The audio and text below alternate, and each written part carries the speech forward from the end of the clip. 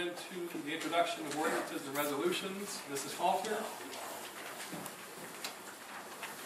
Mr. Gamber, I would like to move ordinance number 13 forward so that these people that came tonight for that particular ordinance.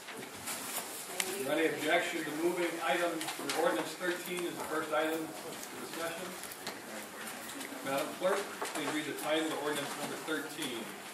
Ordinance amending section 181.15, credit for tax paid to another municipality of chapter 181, income tax of the codified ordinances in the city of Massillon by enacting a new section 181.15, credit for tax paid to another municipality of said chapter 181, income tax, and declaring an emergency. Mrs. Halter. Mr. Gamber, before we proceed, I have a few comments I would like to make.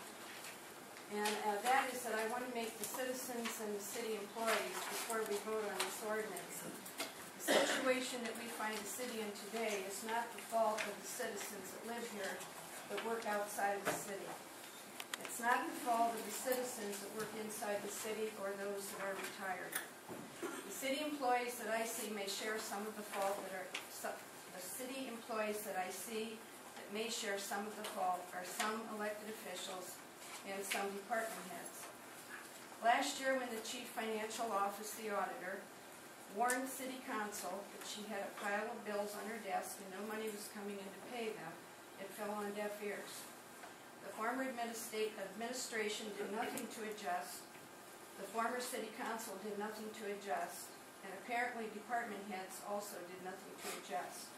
They continued to spend money that could not have been in their budgets to spend.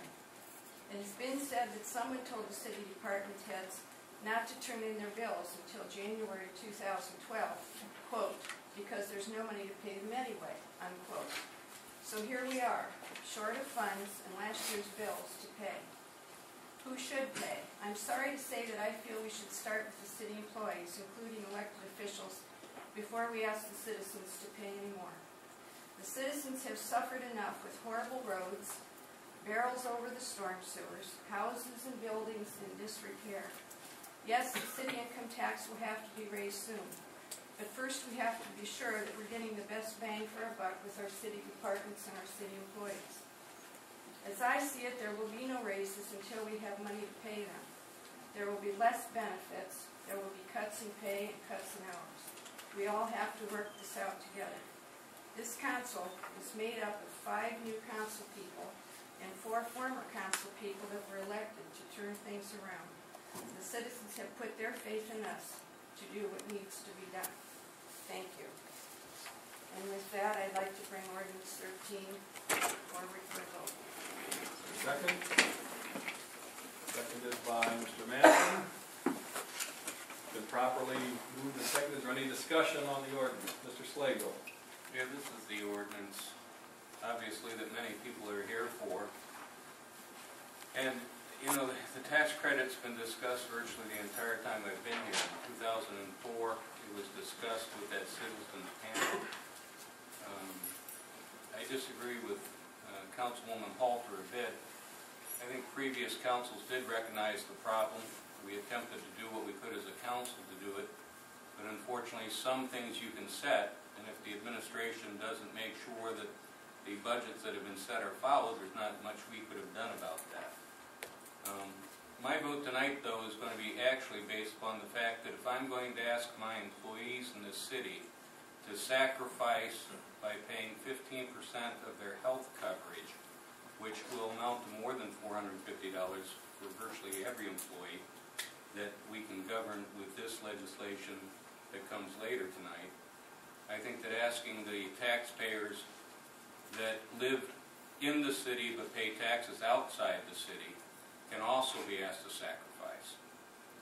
It's unfortunate that we've been brought to this point, but at the same time, I think that we should also be addressing this on a statewide basis, because once cities start no longer giving 100% tax credit like we're suggesting we're going to do tonight, then every city's going to do that, because they're all going to cannibalize from each other.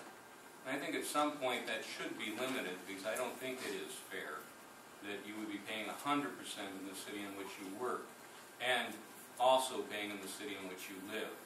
I think when you work in a city, then perhaps that should be adjusted if you do not live in that city. But unfortunately, that's something that we as a council cannot address tonight. We can only address the problems that we have before us. And we've taken steps. The whole time I've been on council, everything has been dealt with by cutting and trying to limit expense whenever we could.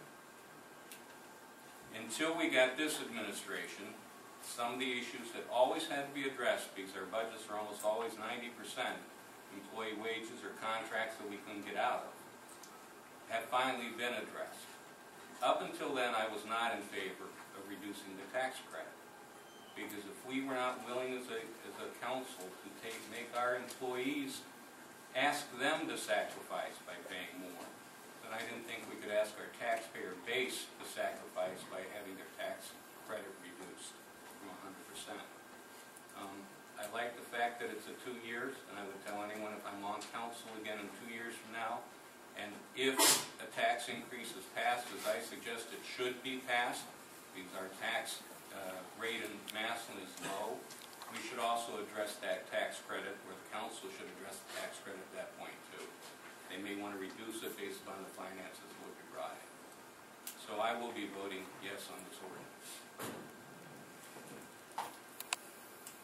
Mr. Lewis.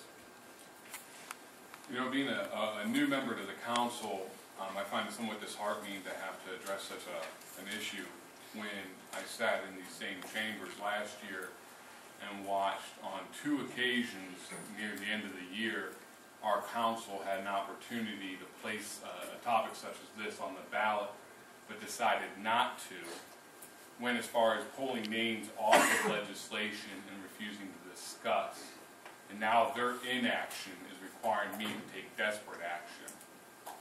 I don't appreciate that, but at the same time, there's nothing we can do about the past. The one thing I do want to notice is I've heard time and time again people say, well, no one's going to move out just because we do this. That does not make it right. Just because you hold the citizenry prisoner in their city does not mean you have the right to tax them as you please. We all know these are tough economic times, and people cannot just get up and move just because they do not like $400. But $400 is a lot to some families. I spoke to a woman today who works part-time. She's unable to find work in Massillon, but to support her family, she works part-time in Canton. Should we punish her because there are no jobs in Massillon? Or should we grab a hold of the spirit of this law, which states that you are taxed by where you work, and generate new business and more jobs? And in doing so, we will regain that tax. When we start using our authority and not voting, or allowing the citizenry to vote, then we start saying that we don't care about the economic growth, we don't care about new business in the city, we will simply tax those who choose to live here and love this town. I will be voting no because I think this is a punishment on the people, and instead we need to focus on bringing new business, and that way people like myself and people that work outside of the city can make a true choice, and that is a choice to work in Massillon, the city they love.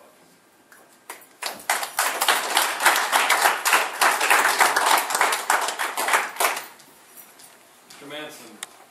Yes, I don't have a speech, but there's just a few things I'd like to point out. My problem with this, like Mr. Slagle talked about, goes back to like 2004 in that study. I was on that study committee. I made my mind up a long time ago that we needed a tax increase. We had been on a steady decline or a collision between our expenses and our revenue. Revenue has not grown fast enough to keep pace with our expenses.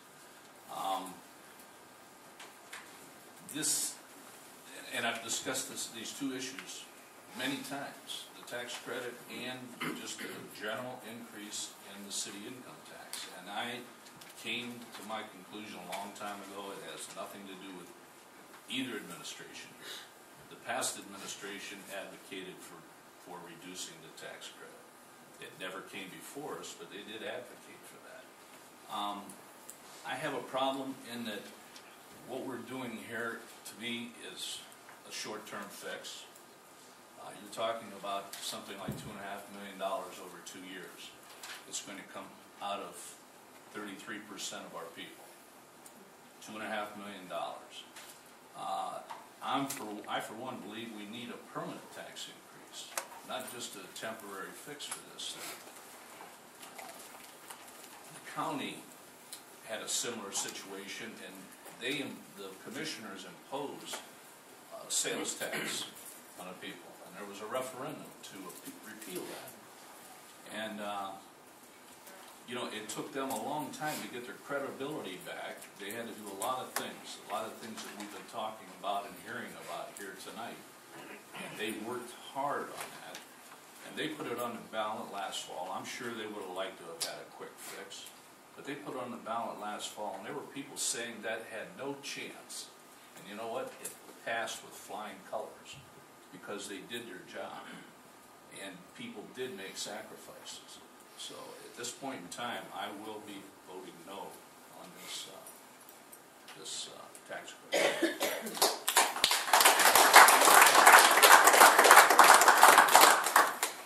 Any other council member who would like to make a comment or ask a question? Madam Clerk, would you please call the roll? Chauvin, No. Cunningham Heatherly, No. Halter, No. Lewis, No. Manson, No. Peters, No. Skaza, No. Slagle, Yes. and Townsend. No. 8 no, 1 yes. Ordinance number 13.